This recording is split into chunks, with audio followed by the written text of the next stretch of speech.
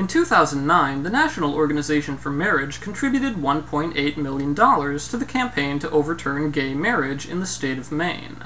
Maine's campaign finance laws require groups soliciting over $5,000 for a ballot question to file disclosure reports, but NOM did not file any reports. The Maine Ethics Commission voted to investigate, and NOM responded with a lawsuit alleging that the state's reporting requirements are unconstitutional. NOM lost their case in the District Court of Maine and the First Circuit Court of Appeals, and the Supreme Court declined to hear it.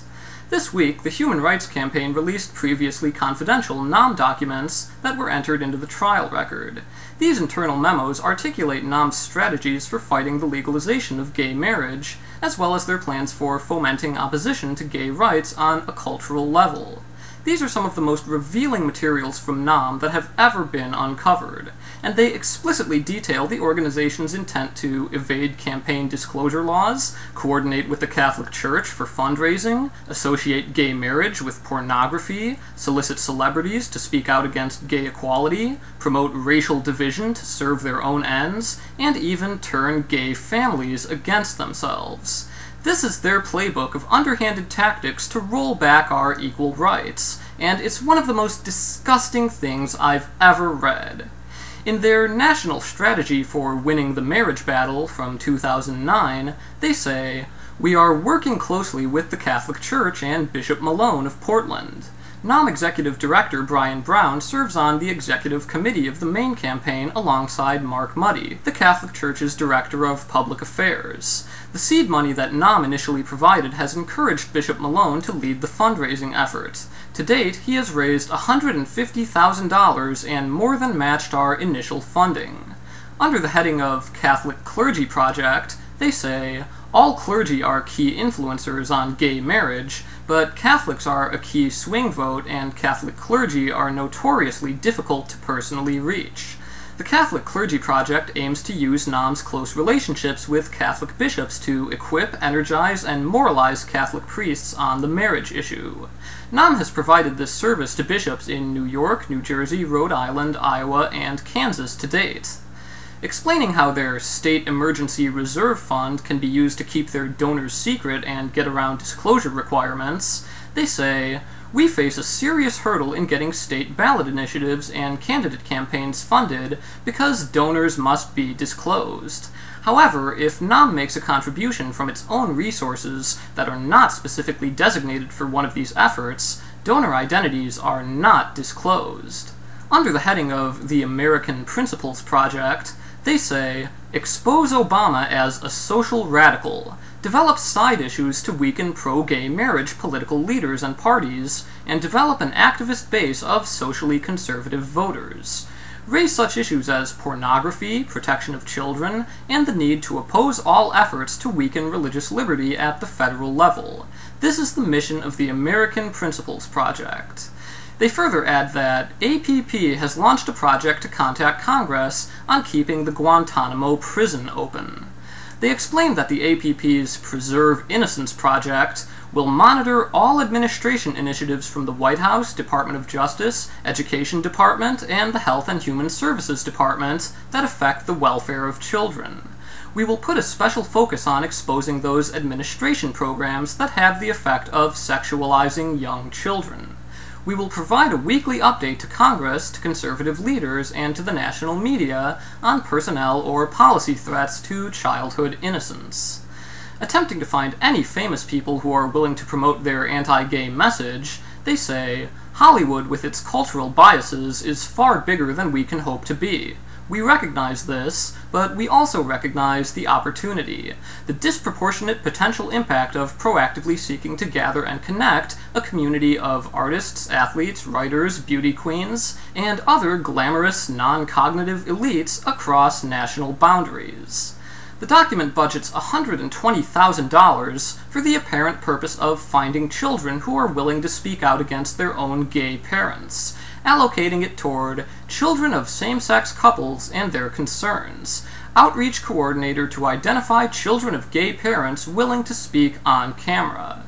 Under the Latino Project, a Pan-American strategy, they say, Will the process of assimilation to the dominant Anglo culture lead Hispanics to abandon traditional family values?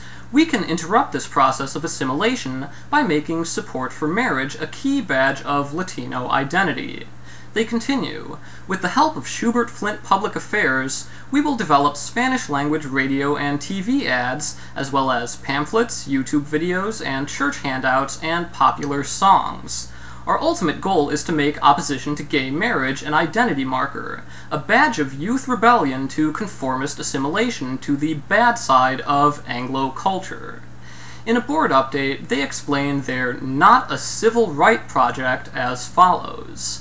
The strategic goal of this project is to drive a wedge between gays and blacks, two key Democratic constituencies. Find, equip, energize, and connect African American spokespeople for marriage. Develop a media campaign around their objections to gay marriage as a civil right. Provoke the gay marriage base into responding by denouncing these spokesmen and women as bigots. No politician wants to take up and push an issue that splits the base of the party. Fanning the hostility raised in the wake of Prop 8 is key to raising the costs of pushing gay marriage to its advocates and persuading the movement's allies that advocates are unacceptably overreaching on this issue. Consider pushing a marriage amendment in Washington, D.C. Find attractive young black Democrats to challenge white gay marriage advocates electorally.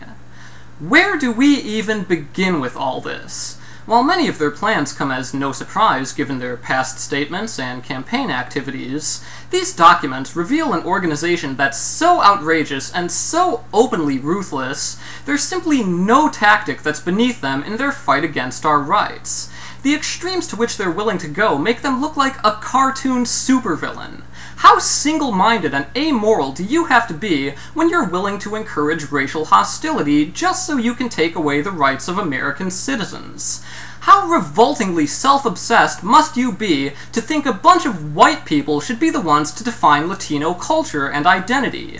And after all of this has come to light, the only response from NOM and Maggie Gallagher has been to restate that they work with black and Latino churches. All they have to say is a big, so what?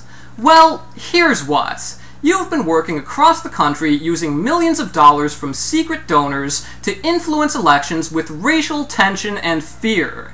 You've been trying to make entire races hate gays because you decided they just weren't homophobic enough for your purposes. You've been using black and Latino people solely because they're minorities, only taking an interest in them so that you can force your manufactured racial conflict into our rights, our marriages, and our lives. I don't suppose you gave any thought to the fact that there are black and Latino people who are gay, and that your gays versus blacks narrative also means pitting gay people against gay people, and black people against black people. You even went looking for people who were willing to criticize their own parents for being gay. This has gone so far beyond just marriage, the truth behind your group is undeniable. Your entire movement relies on making people hate each other, because that's what it takes for them to oppose gay rights. They have to be trained to hate, and that is what the National Organization for Marriage is doing to our country. That's the only reason you exist, and that's what you will always be known for.